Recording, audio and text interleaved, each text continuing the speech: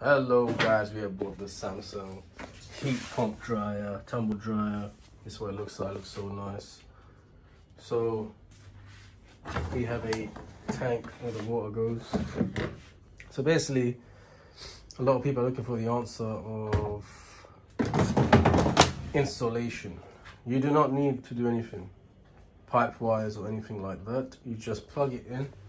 Once you've plugged in, the water collects in the tank and you're good to go.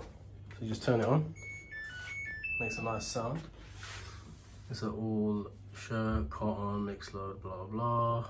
All your settings, you can open it up, and that's it pretty much. You do not need to install nothing.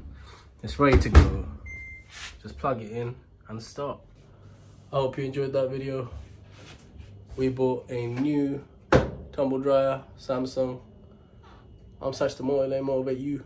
Like, share, subscribe, comment below. Thank you very much for watching. Over and out.